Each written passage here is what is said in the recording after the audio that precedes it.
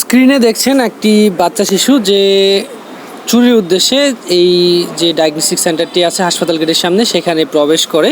আপনারা দেখছেন শিশুটি কিন্তু সেই যে উদ্দেশ্যে এই ডায়াগনস্টিক সেন্টারে প্রবেশ করেছে সে কিন্তু তার কাঙ্ক্ষিত যে পার্সটি সে কিন্তু তার কাছে অলরেডি নিয়ে নিয়েছে।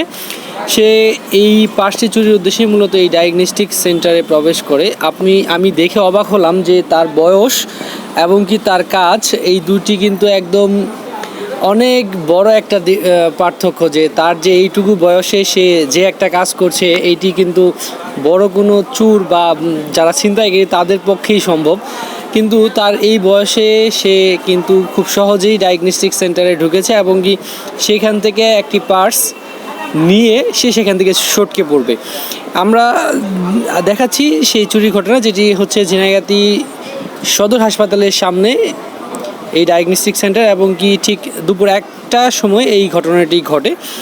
সিসি ফুটেজে সেই ঘটনাটি কিন্তু সরাসরি দেখানোর চেষ্টা করছি। আপনারা দেখছেন শিশুটি কিন্তু সেই তার কাঙ্ক্ষিত যে পার্সটি সে কিন্তু নিয়েছে এবং কি এখন সে এখান থেকে সটকে পড়বে এবং কি সে আশপাশ দেখছে যে আসলে কেউ তাকে নজর রাখছে কিনা বা কেউ তাকে দেখলো কিনা, এইসব কিন্তু সে আশপাশ দেখে এখন কিন্তু সে সটকে পড়েছে।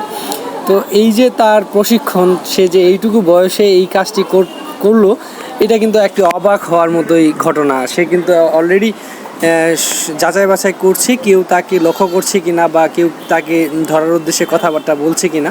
তো এইগুলা কিন্তু এইটুকু বয়সে সে যে ট্রেনিংটা পেয়েছে, তো সে যখন বড় হবে কি না করবে।